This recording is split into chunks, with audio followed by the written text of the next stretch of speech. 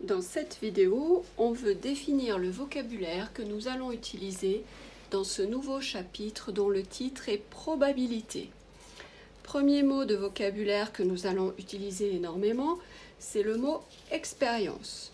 En mathématiques, dans le domaine des probabilités, quand je fais une expérience, c'est quand, par exemple, je lance un dé et je relève le numéro de la face du dessus. Je jette une pièce et je relève sur quelle face elle est tombée. Je tire au hasard une carte dans un jeu de 32 cartes. Je tire au hasard une carte dans un jeu de 52 cartes, ou bien toutes sortes d'autres expériences, notamment mathématiques, que nous découvrirons tout au long du chapitre.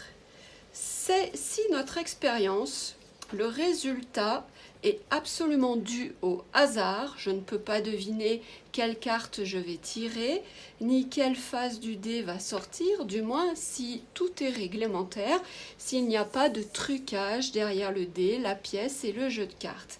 Dans ce cas-là, quand le résultat est dû au hasard, on dit qu'on a une expérience aléatoire. Maintenant, si je dis le résultat de cette expérience, tout le monde va comprendre ce que je raconte. Alors, on a inventé un vocabulaire un petit peu plus compliqué que seuls les élèves qui écoutent vont comprendre. Le résultat d'une expérience s'appelle une issue. Par exemple, pour le dé, l'issue, c'est 3. Pour la pièce, l'issue, c'est face. Pour le jeu de 32 cartes, ici, l'issue, c'est 9. Et pour le jeu de 52 cartes, ici, l'issue, c'est 6. Maintenant, si je regroupe l'ensemble des issues possibles pour une expérience, en mathématiques, on appelle ça l'univers. Par exemple, pour le dé, son univers, ce sera obtenir un 1, ou un 2, ou un 3, ou un 4, ou un 5, ou un 6. Voilà l'univers de l'expérience, lancer un dé et noter le résultat de la face supérieure. Maintenant, si je considère plutôt la pièce, son univers, c'est la pièce est tombée du côté pile ou la pièce est tombée du côté face. Il n'y a que 2 issues possibles dans cet univers. Pour le jeu de 32 cartes, il y a 32 issues. Le 7 de pique, le 7 de carreau, le 7 de trèfle, le 7 de cœur, le 8, etc., etc. Il faudra citer les cartes les unes après les autres, ce qui sera un petit peu fastidieux. Revenons maintenant à notre expérience du dé. Après avoir défini expérience aléatoire, une issue, un univers, parmi toutes les issues possibles, nous allons nous intéresser à quelques issues en particulier. On appelle ça un événement. Par exemple, si je considère le jeu de 32 cartes, un des événements que je pourrais considérer, c'est obtenir une figure. Quelles sont les issues favorables, celles qui font que l'événement il est réalisé?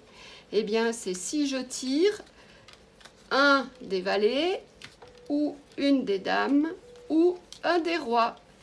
Voici une figure dans un jeu de cartes. L'événement sera réalisé si je récupère, je sors, je tire au hasard l'une de ces cartes-là. Maintenant, prenons l'exemple du dé. Ces issues possibles sont 1, 2, 3, 4, 5, 6. Maintenant, considérons l'événement obtenir un nombre pair. Quelles sont les issues qui font que cet événement est réalisé? J'aurai un nombre pair lorsque le 2 sortira, ou bien le 4, ou bien le 6. Quand est-ce que j'aurai un événement qui va se réaliser? Obtenir un nombre premier. Les nombres premiers sont 2, 3 et 5. Cet événement est réalisé lorsque l'une de ces issues sortira en lançant le dé.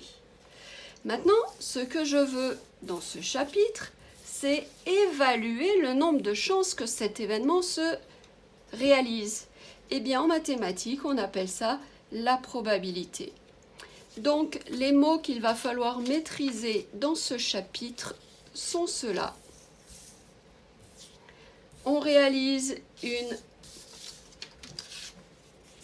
expérience, elle est aléatoire si le résultat est dû au hasard. Il y a des issues des résultats à cette expérience. L'ensemble de tous les issues s'appelle l'univers. On va s'intéresser à certaines issues, on appelle ça un événement. Et la probabilité, c'est le nombre de chances que l'événement se réalise.